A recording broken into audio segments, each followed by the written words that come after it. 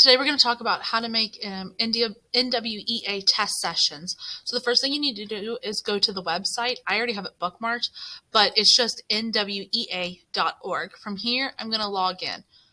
I already have a login, so I'm going to go to map growth, and then it's going to ask me to log in. I have a login, like I said, so I click on that. If you've done NWEA before, you will notice that this page that's about to load looks very different than what we're used to. So you go to map growth, and then you're going to go to manage test sessions. From here, if you've done this before, this should look very familiar to you. You're going to click find students to test. You need to pick Cardinal Charter Academy, what grade you're teaching. I teach 4th grade. I am Miss D's, so I'm going to pick my class.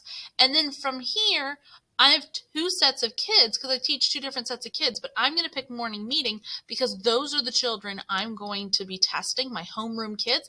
I also know that that roster in PowerSchool is correct. So I'm going to click on that, and then I'm going to say search. Here it brings up the kids, and I always double check that all my kids are there. I'm not missing anybody, and in this case, all my kids are there. I'm not missing anybody.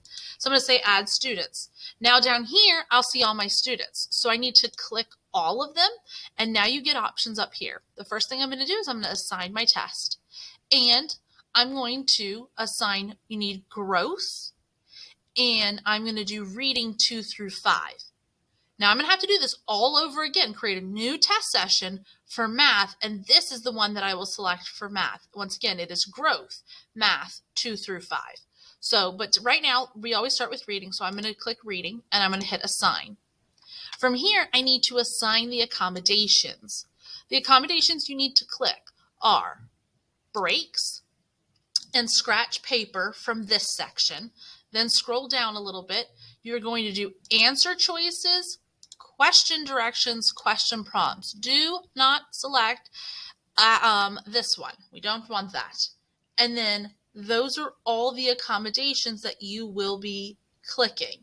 Let me double check because Miss McLaughlin was very kind and sent us an email. So I always have to double check this because I don't always remember the ones that we're supposed to. All right, I feel good about this, so I'm going to assign. And now I'm not going to test now because I'm going to test them later. So I'm going to save the session. This test session name, your kids or you are going to have to type this test session name in for every single child when you log them in. Do not make it too difficult. So I'm going to make it D's and fall. So I know this is the D's fall reading. That is kind of long, but my kids should be able to type that. I should be able to type that quick enough. The reason I designate it like this is because if I remember correctly from last year, if you leave it too generic, you can't use that name again, like in the spring and the winter when we test again. So that's why I always say it's D's, it's the fall, it's reading. And then I'm going to hit save and exit.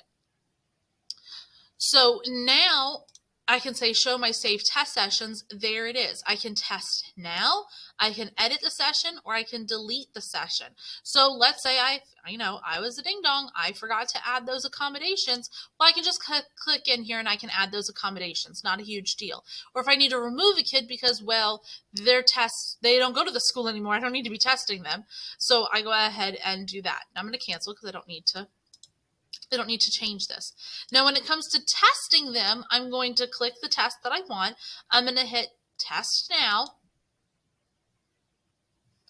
And then every kid will need this typed on their screen.